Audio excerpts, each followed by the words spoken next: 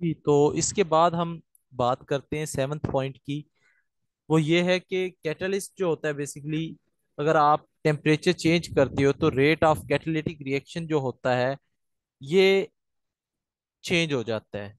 Rate जो होता है चेंज हो जाता है अगर आप टेम्परेचर को इंक्रीज कर देते हो, ठीक है। तो ये बेसिकली डिपेंड करता है कि आपने टेम्परेचर जो है वो इंक्रीज किया है या डिक्रीज किया है।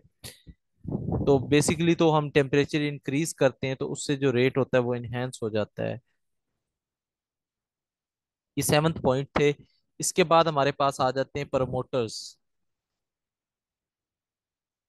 प्रमोटर्स प्रमोटर्स क्या करते हैं? प्रमोटर्स बेसिकली प्रमोट करते हैं कैटलिस्ट की एक्टिविटी को। Substance which promotes activity of catalyst. जो बेटा कैटलिस्ट की एक्टिविटी को प्रमोट करें उन्हें आप प्रमोटर्स कहते हैं। ये भी इटसेल्फ कंज्यूम नहीं होते, ये अपने माइंड में रखना है। ये भी इटसेल्फ कंज्यूम नहीं होते। इनकी एग्जांपल हम देख लेते हैं। हेबर प्रोसेस की बात करते हैं हम। यहाँ पर आपने देखा कि आयरन जो होता है ये एज अ कैटलिस्ट एक्ट करता है। और यहाँ पर अगर हम एमओ ले लें, मोलिब्डेनियम, तो ये बेटा यहाँ पर वर्क करेगा एज अ प्रमोटर। ये कैटलिस्ट को सपोर्ट करते हैं, ये कैटलिस्ट की भी स्पीड को इनहेंस कर देते हैं, ठीक है। इसी तरह CO+2H2 मेक्स CH3OH। यहाँ पर आपके पास जो है जिंक ऑक्साइड जो है ये कैटलिस्ट है। और यहाँ पे क्रोमियम ऑक्साइड जो होता है ये प्रमोटर है। बेसिकली इसमें मिक्सचर ही ये यूज कर रहे होते हैं दोनों का। और प्रमोटर्स क्या काम करते हैं उनकी एक्सप्लेनेशन हम।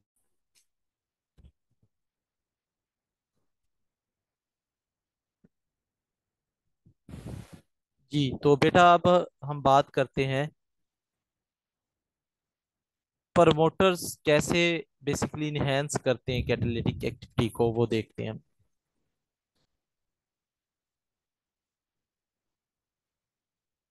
Promotion action.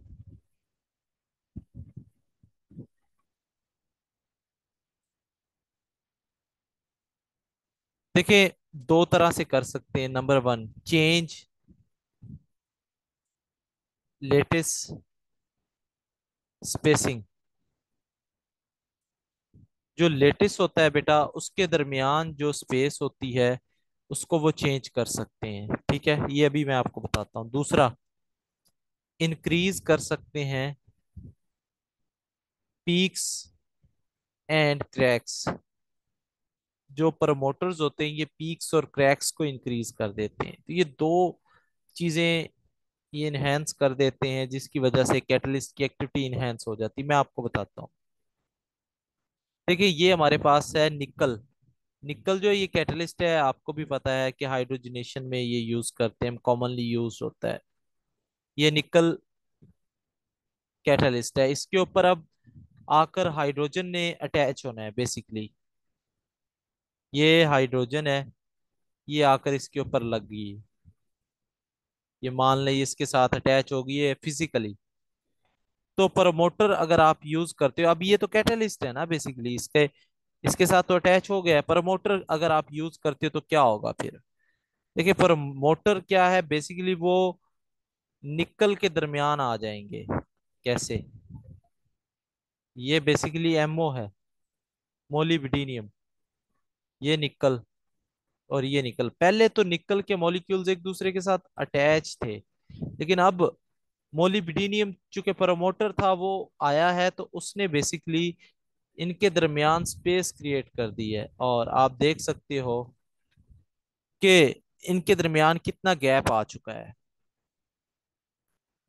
तो ये होता है जी चेंज लेटिस स्पेसिंग और क्रैक्स भी अपीयर कर देते हैं समटाइम्स। तो उससे भी रिएक्शन की स्पीड जो होती है वो एनहेंस हो जाती है। ये बेसिकली एक्शन था प्रमोटर्स का। आई होप आपको अंडरस्टैंडिंग इसकी हुई होगी।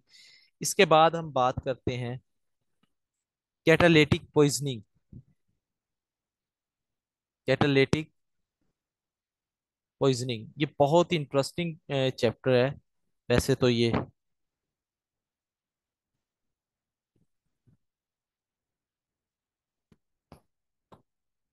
कैटालिटिक पॉइजनिंग क्या होती है जी?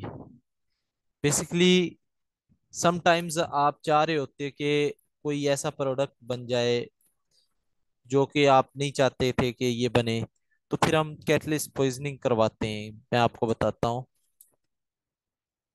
अ सब्सटेंस, या दूसरे लफ्जों में अ सब्सटेंस विच डिस्ट्रॉयज। बेटा आवाज अब बताएं, क्लियर है या नहीं?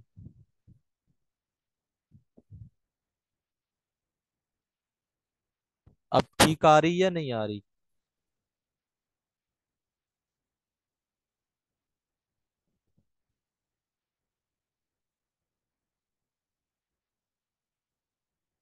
हाँ जी बताएं।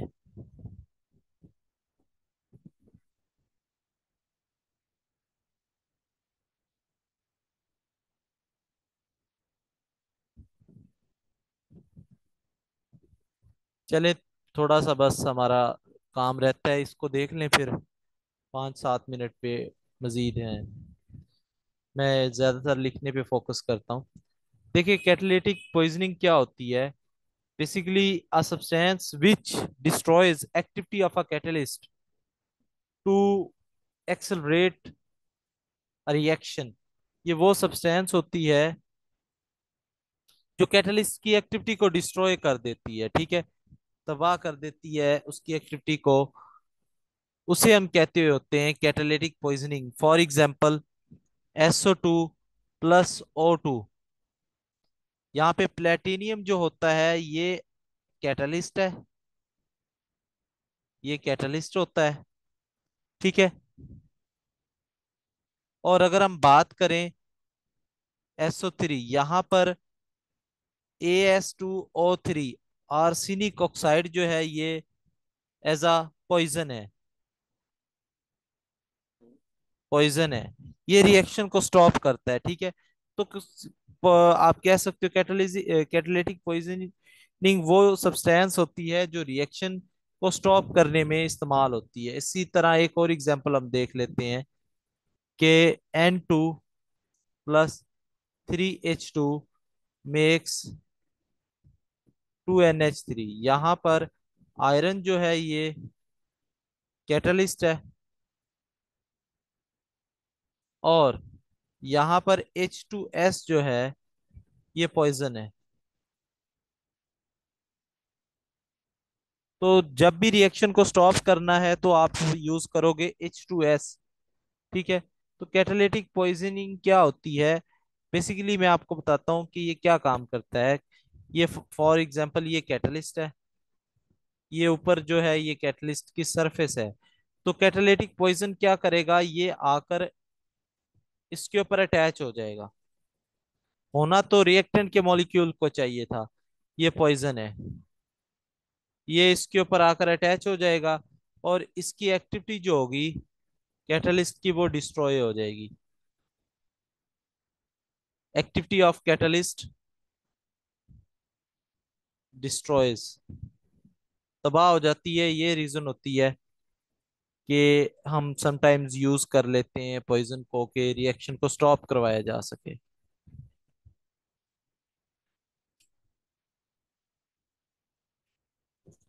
जी। इसके बाद एक और टॉपिक है हमारे पास, ऑटो कैटलिस्ट। ऑटो कैटलिस्ट क्या होते हैं बेटा? समटाइम्स क्या होता है कि रिएक्शन हो रहा होता है, मान ले ये A + B ये रिएक्शन हो रहा था, दरमियान में एक सी बन जाता है, एक स्टेप में एक चीज बन जाती है जो कि वर्क करती है एज अ कैटलिस्ट। ठीक है। या आप कह लो कि रिएक्टेंट के नतीजे में प्रोडक्ट जो है, प्रोडक्ट की फॉर्मेशन होती है। तो वो जो प्रोडक्ट होते हैं वो रिएक्ट करते हैं, एक्ट एज कैटलिस्ट।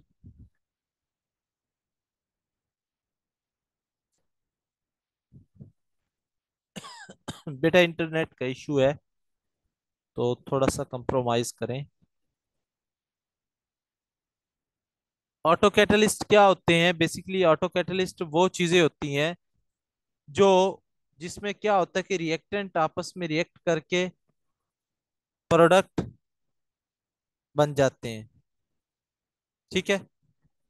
तो इस चीज को आपने अंडरस्टैंड करना है कि ये जो प्रोडक्ट हैं, ये फिर आपके पास कर रहे होते हैं एक्ट एज अ कैटलिस्ट। इसको हम बोलते होते हैं ऑटो कैटलिस्ट। ठीक है, इसकी एग्जांपल हम देख लेते हैं।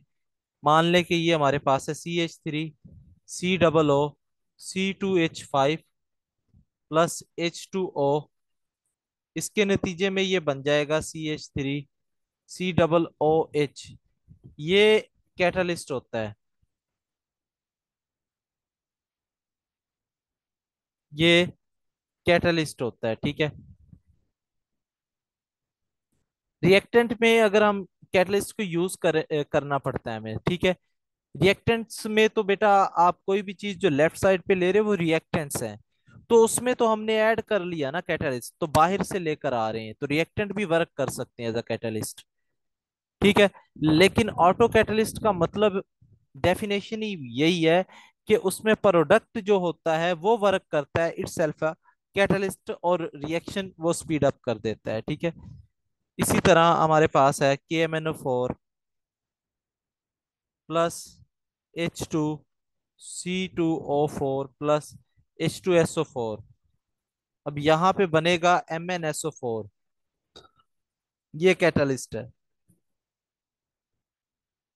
साथ में बनते हैं K2SO4 plus H2O plus CO2। तो बेटा ये आपके पास कैटलिस्ट होते हैं। तो यहीं तक हम बात करते हैं इनकी, ऑटो कैटलिस्ट तक। आज के लेक्चर के हवाले से आपका कोई सवाल है तो आप माइक ऑन करके पूछ सकते हैं। हाँ जी। हाँ जी बेटा, एनी क्वेश्चन।